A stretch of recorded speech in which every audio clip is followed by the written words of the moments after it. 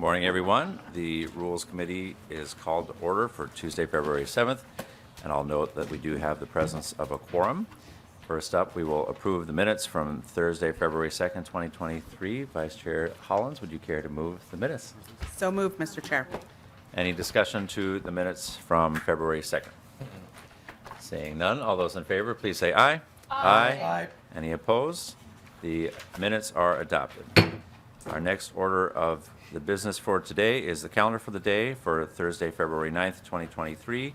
We will be calendaring 4 bills: House File 5, Universal School Meals; House File 213, Food Shelf Funding; House File 244, Electronic Wills; and House File 207, Lawns to Legumes. Any discussion to the calendar for the day? Representative O'Neill. Thank you, Mr. Chair.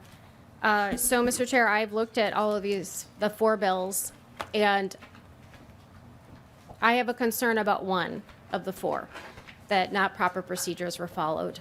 Since we did get this after 7 o'clock last night as to what was going to be on the calendar, I've been scrambling this morning, which I'm sure many feel like this session that we are absolutely scrambling as fast as we can to be as thorough as we possibly can. I've never worked so hard in my 11 years here.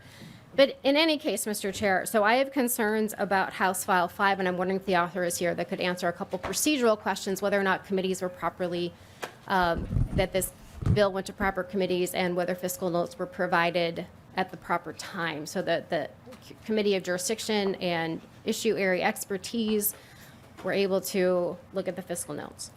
If it's a procedural question, I'll allow Representative O'Neill. The substance of the bill is not before us today. Proceed with your question.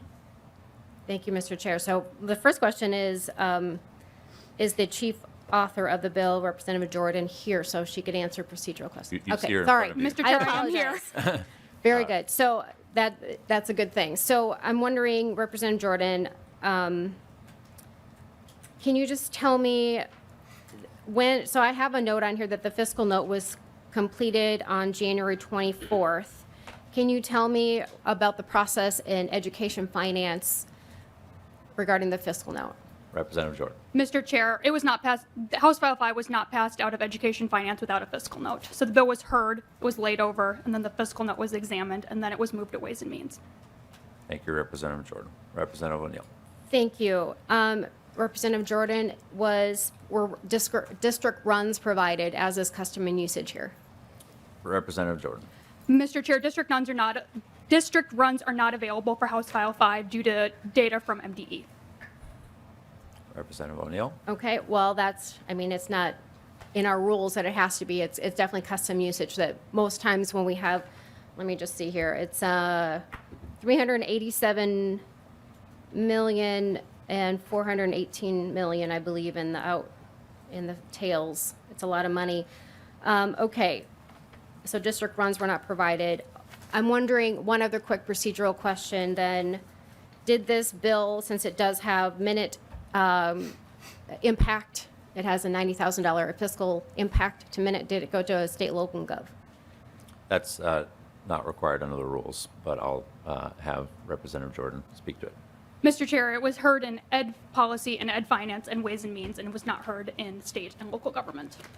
Okay. Any further discussion to the bill, to the calendar for the day?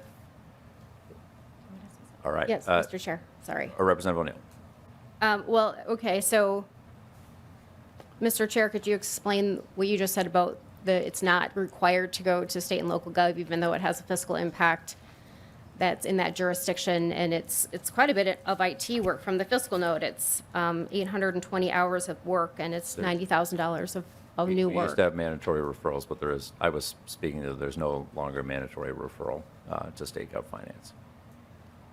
I guess I don't understand, Mr. Chair. Maybe Representative Nash, who serves as our lead on that committee, could speak to that. If you'd care to. Representative Nash. Thanks, Mr. Chair. I think that it's a wise referral to send it to that particular committee. We are often ruled out of order on amendments on the floor for having de minimis amendments to a bill. I think last year I had a $3,000 report that was ruled out of order because it spent too much money. $90,000 is certainly larger than $3,000. And it would seem to make a lot of sense from a procedural perspective so that people who have that area of expertise to be able to have the bill come into committee, particularly when they are funded in large part out of the State Government Finance Committee. It was not done, and I think that's a fairly noteworthy committee skip.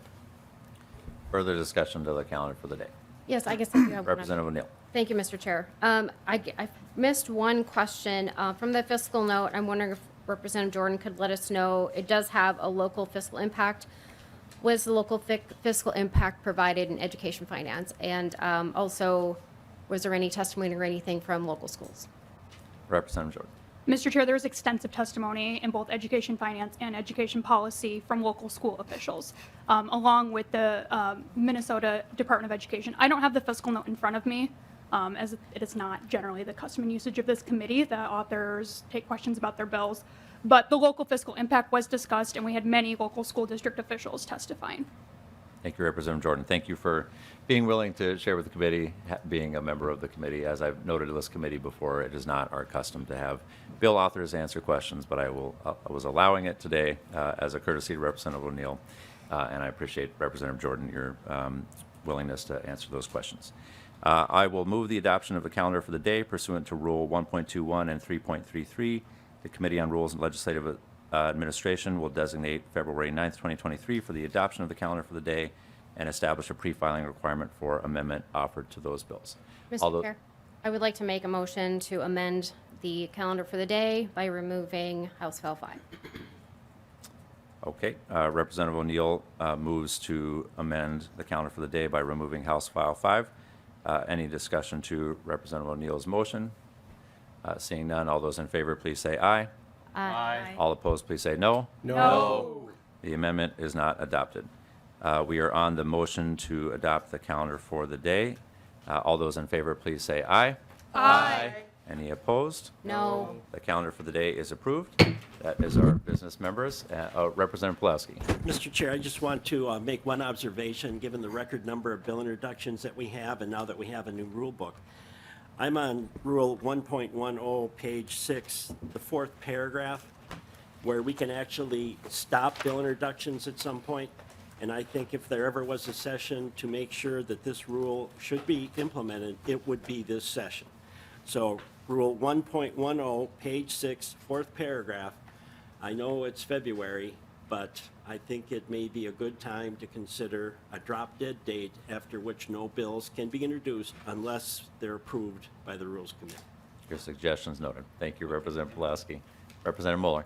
Thank you, Mr. Chair. And could we get a copy of that rule book in our folders, please? Yes, absolutely, and it was on our desks too, so the clerk turned it around very quickly. Thank But you. we'll get the copy. With that, members, we are adjourned.